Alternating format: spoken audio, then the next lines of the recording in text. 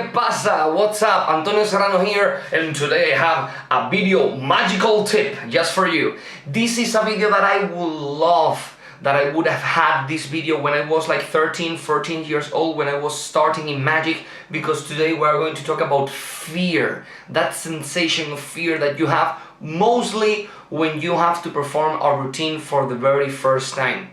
Every one of you, it doesn't matter if you are an amateur magician, a hobbyist, a professional, a part-time magician, it doesn't matter, you always have that feeling when you have to perform something new. Sometimes it's more accentuated, sometimes it's not that much, and most of the times when it is a routine that you created, the fear is much bigger because it's your responsibility 100%. But the fear is always there. I'm going to give you some tips about how to overcome this fear, and I would like to start with the wise words from an expert in performing in general and magic in particular, which is Dan Harlan. He says that the first performance that you do of a trick probably is going to be the worst. And this is not, this is something that kind of scares you, like, okay, thanks, thanks for the help. But yeah, the very first performance that you do a trick probably is going to be the worst. So what you have to do is do it as soon as possible. You have to get rid of the first performance as soon as possible, because once you perform that trick for the first time, you are going to relax. You're going to go like, okay, the worst performance is already done. I already did the most difficult part, which is perform it for the very first time, okay? So that's a great piece of advice. In my experience, I tend to do the complete opposite. In my case, when I do the first performance of a trick, most of the times it goes extremely well, perfectly. And it is like 3, 4, 5, 6 months, a year later that I perform that trick that I have been performing for a long time, and I get so comfortable that I don't even think, and the whole thing goes south. The whole trick fails. That's the thing that happens to me the most. All of the tricks, and this happened to me very, very few times, but all of the tricks that ever went wrong in a show for me, it wasn't because it was the first time that I was performing them. It happened, the fail occurred because I was so comfortable that I don't even think about what I was doing, and I forgot to do a move, or I forgot to prepare something in advance, or anything like that. So it is good to be so comfortable with a trick that you can do it without thinking. But that doesn't mean that you should do it without thinking. Do you know what I mean? It's great to have confidence, and you are able to perform a trick without thinking. It's, oh my god, this trick is so mine, right, that I can do it without thinking. Great, but don't. Every time that you perform the trick, you must be in the moment. You have to think about the trick, about the audience. You cannot go to autopilot like blah blah blah blah, blah, because that is the moment where mistakes happen and will happen. So be careful with that. Another thing that happened to me, which is quite funny, is that I was practicing Bill to Lemon, specifically Inception from Chris Randall, and I was extremely afraid. I wanted to try that routine in a show, and my brain was telling me, don't do it, don't do it. Do your gag cards. I talk about these cards in my close-up case video, or do the ropes, you know. And I was like, no, I want to try this routine. I heard so many great comments about this routine, I want to try it. And keep in mind, I was to perform this trick at a birthday party from one of my friends. We were all friends, even family, very few people in the party. So the risk was minimum. But I was extremely scared because you feel like, oh, my reputation is in the line. Not at all, right? And the main problem was that I was practicing Bill to Lemon, and the moment when you have to load the bill, I was rehearsing that in front of the mirror, and it was taking so long. I am like, oh my god, this is taking so long. No, I cannot perform this, they are going to notice, no. And the thing was that I am in front of the mirror, looking to my eyes, like piercing into my soul, right? Completely silent, completely serious. I was doing the move, and I don't know, it took me like 3 seconds, 4 seconds, and I was like, no, this is too long. I can't do that, they are going to notice, this is too long. Do you know what happened? I did a trick in the show, and it took me 10 or 11 seconds to load the bill. But do you know what happens?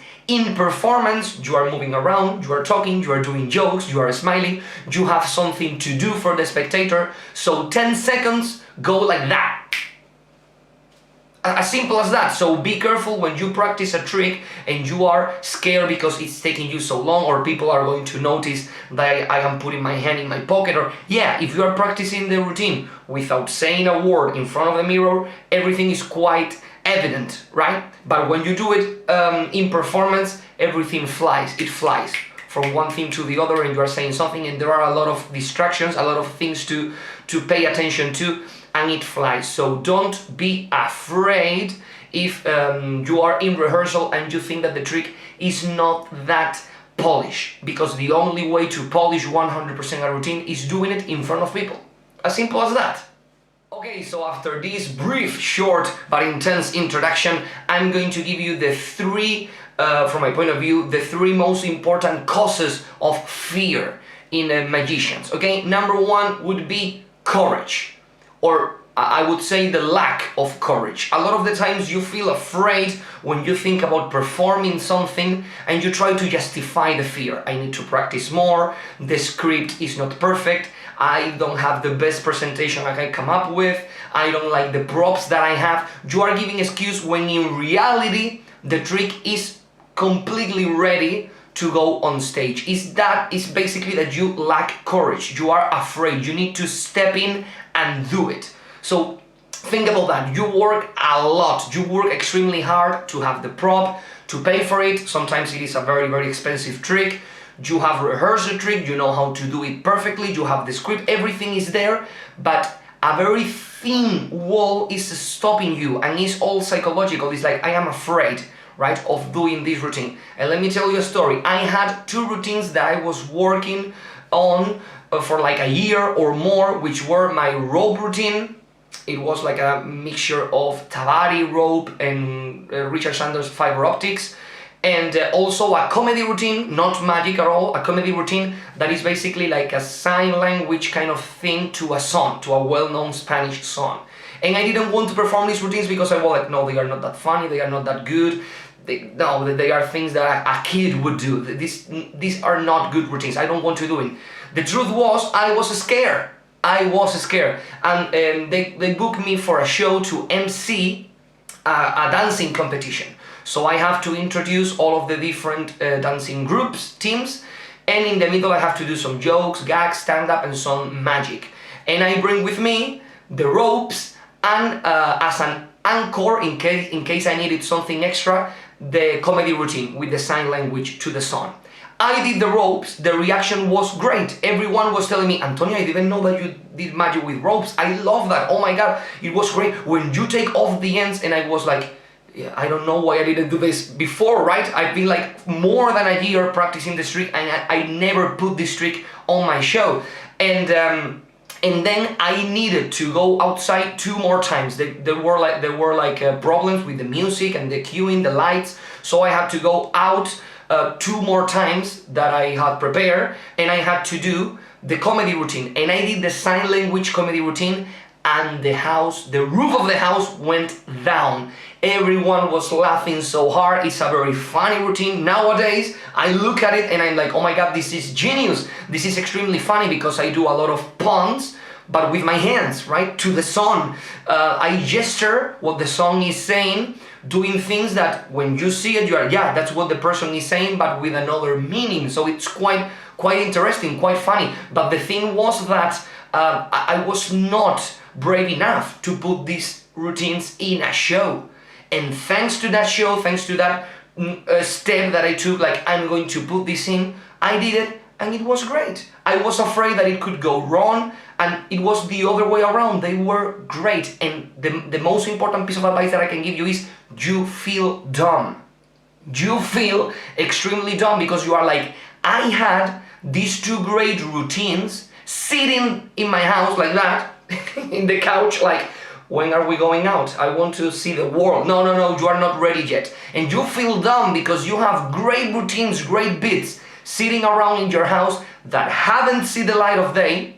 They never went outside of your house, and when they do, they kill. So please, don't be dumb. Go out there and perform those routines. You are not going to regret it. Okay, the next cause that I think that most magicians struggle with when they have some kind of fear to perform a routine is the presentation. And this is something that happens to me a lot. I have a great trick, a great method, a great effect, but I am not sure if I can perform it because I don't know what to say. I don't know how to frame it, I don't know what the hook is going to be, and the hero that saved me in this very scary forest, let's say metaphorically, was Paul Daniels. In his DVD set Bravura, he said that what you should do to have a funny script is to have a list of all of the different objects that you are going to use in this specific routine, and then write a joke, something witty, something interesting about that object.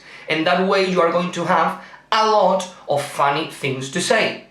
And it is quite easy to do, because if you are not good at memorizing scripts, you just see the object and it is going to remind you the joke or the thing that you have about this object, which is extremely great. And the other piece of advice that Paul Daniels said in his DVD set Bravura was, if you want to put a routine in your show, for example a chop cap routine, rope routine, silk routine, you simply have to study all of the routines that are similar to the one that you want from other magicians. Take bits out, I like this from this one, I like this from that one, I think I'm going to add this, I think I'm going to use that. And when you perform the routine, when you go on stage and perform that routine, you are going to end up having something that is original, right?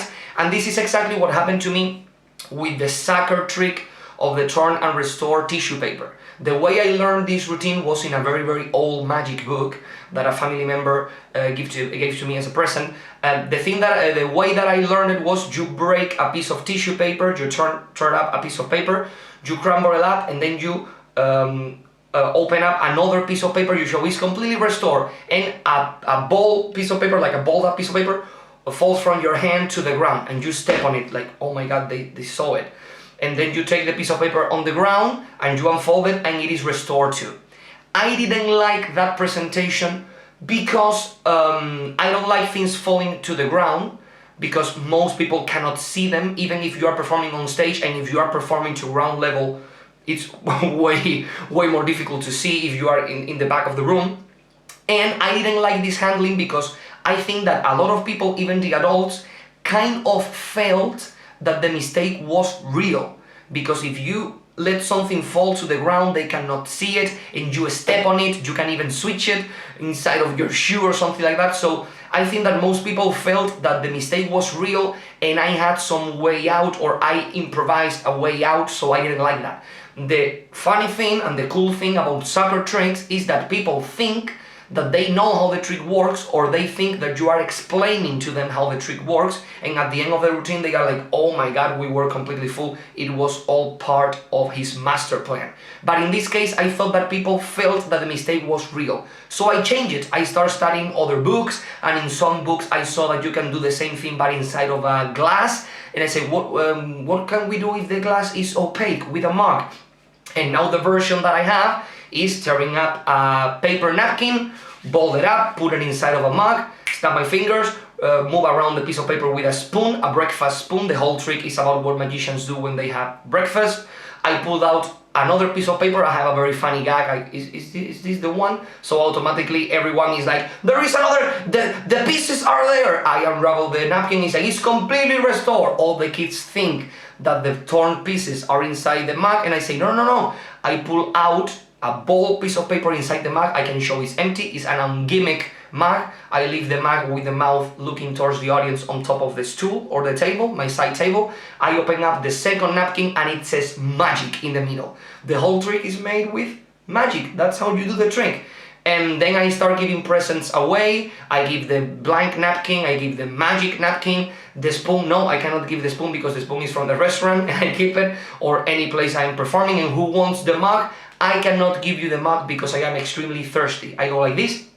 I take a plastic glass, a cup that is transparent, and I poured a whole glass of water from the mug that was completely empty a second ago. What a killer trick! And that whole thing came from my willingness to put in my show a turn and restore piece of paper, right? So it's the presentation. Simply the presentation, the method is 95% the same, but the presentation is what made me lose all my fear and be brave enough to put this on my show. So look for the best presentation for that trick that you will love to perform, and I guarantee you that it will kill your audience 100%. Okay, and the last cause, the last aspect that I think that kind of makes magician extremely afraid to perform, to give a try to a routine, is handling. A lot of the times you learn a trick and you're like, oh my god, this is the only way that I can do this trick, and it's like, no.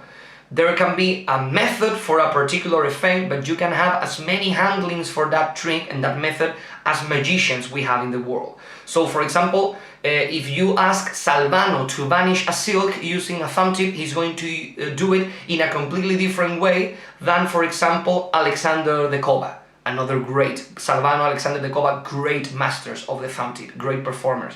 So it's the same method, it's the same trick, but two completely different handlings.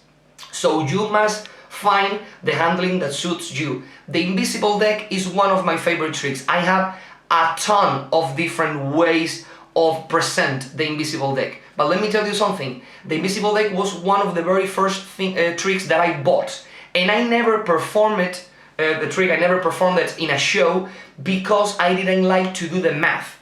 Like they told me the 4 of hearts and I had to go the 4 of hearts and the other card is... and I could feel that the spectators could see how my mood changed. Like, I am not this quick, funny guy, now I am like silent. Why? Because I have to be thinking about the math in my head. So my whole perspective changed when I saw the handling from Dan Harlan and Cody Fisher. And it is so dumb, but instead of showing the cards like this and having to do the math, you show the cards like this, and now there is no math involved. And not only there is no math involved, now it's more visible if you are performing in a cabaret or stage show setting. Instead of going like this with the cards at the level of your waist, you put them here. So you are making the trick better in two different senses. No math for me and a better visibility for the audience. So it's just a little tweak, like this difference. Instead of doing it like this, you do it like this. And I love the trick, and suddenly this trick is 100% in my show the very next day. And it is another example of this handling thing. The difference in the handling is the thing that gives you courage to perform the routine. Is in Xavier Spade YouTube channel, great YouTube channel, and Chris Mayhew in that YouTube channel, Xavier Spade's YouTube channel, he has a tutorial of a trick combining Hoffinser's ace problem and the twisting the aces sequence. And the thing is, I never perform an Emsley count or a routine requiring several Emsley counts because I feel that people get suspicious of the Emsley count if you do it over and over and over, because they are like, why don't you show me the 4 cards? You fan out the 4 cards. Why are you showing them one by one, 1, 2, 3, 4? So in Chris Mayhew's routine, he's alternating an Emsley count with a normal reverse count. So it is great. In the eyes of the spectators, it's like they are seeing a normal count every single time.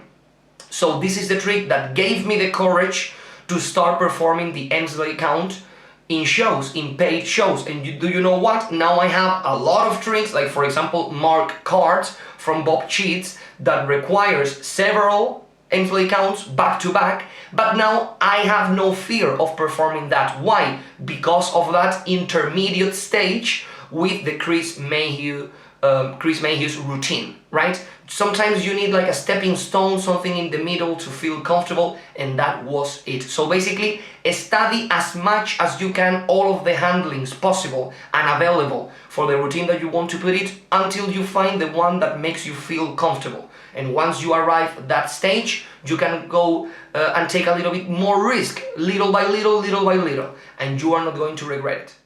Okay, and to finish in a very happy note, in a high note, I would like to talk to you not about fear or bad things, but positive things. I have my phone here with some stories that I would like to tell you, because if you want to be a professional magician or you want to perform as much magic as possible, you have to be clear of one thing only: you are going to fail. The most shows that you do, the more shows that you do, the more that you are going to fail. It's just probability, right? I love hearing, listening to interviews from Mac King and Penn and Teller, great magicians. They perform more shows than anyone in their whole life, and they say, oh, tonight we have like 2 or 3 mistakes, and he's like, what? You are performing every night, every day, multiple times, and you have mistakes? Yeah, it's probability. If you perform a lot, you are more likely to have mistakes. It's as simple as that. But at the same time, if you perform more, you are going to be more likely to have positive side effects. You are going to get more lucky if you perform a lot. So don't exaggerate the consequences of failing, because that's what most magicians do, and they don't want to perform. Like, if I perform, I'm going to lose my reputation, everything is going to go south, everything is going to be bad. No. All of the times that I had a trick going wrong, something fell to the ground, like a thumb tip or something like that, or a prediction didn't work, I didn't force the correct card. Every time that this happened, do you know what the result was? Nothing. Nothing happened. No problem. So don't exaggerate the consequence, and keep in mind, if you are going to be a professional magician, you are going to get a lot of fails, and you are going to get lucky a lot of times. Let me tell you, all of the times, not all of the times, some of the times that I got extremely lucky, because at the end of the day, the good stuff, the happy moments always override the bad moments. So take a look at this. In my insurance policy trick, I do the gag of shuffling the cards. After forcing the card that is printed inside of the insurance policy, I give the deck of cards to the spectator, shuffle the cards, and now I read the insurance policy, and the card on top of the deck must be your card. And in a show, the guy went like this, boom, and it was his card. Completely normal pack of cards, completely shuffled, and his selection was the top card. So that was the end of the trick, right? I opened up the policy and I showed that the card was inside in case the trick failed, but everyone was like, he shuffled the cards and it was on top. Extremely lucky. Doing strolling magic, I was doing card tricks, everyone was having a blast, and a guy said to me, I was shuffling the cards like this, boom, boom, boom, boom, boom, and a guy said to me, could you please do a trick with the Queen of Spades? It's my favorite card. I had the cards in dealing position, and I moved the cards to look at the faces, and I simply wanted to call out and control to the top the Queen of Spades, and make the Queen of Spades appear or do a trick with that. So I moved the cards a little bit just to look at the faces and take out or call the Queen of Spades. And do you know what? The Queen of Spades was in the bottom of the pack. The very first card that I saw was like, oh my god, the Queen of Spades is in the bottom. So I went like this, boom, and I make like a pop move, I don't know exactly the term, and I produce the Queen of Spades from the bottom of the pack. And everyone was like, whoa, because the guy didn't even finish his sentence, like, could you please do a trick with the Queen of Spades? I really love like this one, boom, the Queen of Spades. It's like, oh my god, I got extremely lucky one more time. More things. I use for the no gag, instead of saying the people to the spectator, do you know the word that I have right here? No. Okay, no. What I say is, I have here a number. Please think of a number between 1 and 100. Okay. Are you thinking about the number 14? Every time they say no, and I go, bingo, I knew it, and I show the word no. In a show, the spectator said yes. And it was the very first time in my life where I have seen everyone in the crowd with the mouth completely open, like, no way. And this was the very first thing that I did. It was like the gag to open the show. I got extremely lucky. Then, for example, I love this story. I did a show that the very first trick was the invisible deck, and the last trick was a balloon duck that laid a balloon egg, and inside the balloon egg there was a duplicate of a card that I forced at the beginning of the show. So what I do is I force a card, and I force the 8 of hearts. And I leave the 8 of hearts with the spectator, because I don't want them to say another card or change their mind. And then I do into my invisible deck routine. And do you know what happened? 3 spectators, one said the color, the other the suit, the other the number. Do you know what happened? They chose the 8 of hearts. So I took out the deck from the envelope, there is one card around, it is the 8 of hearts.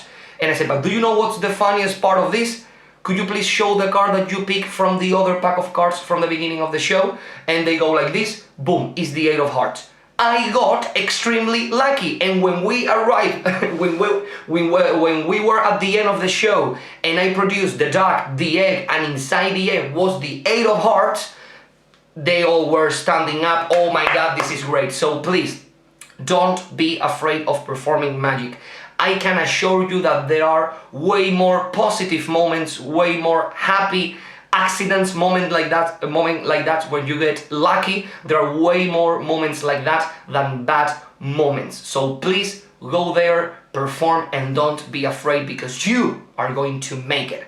That's everything for today, guys. I hope that you had a really good time watching this video, that you get a lot of useful information. Please leave a comment, subscribe, all of that stuff, and I see you in a near future. Thank you very much.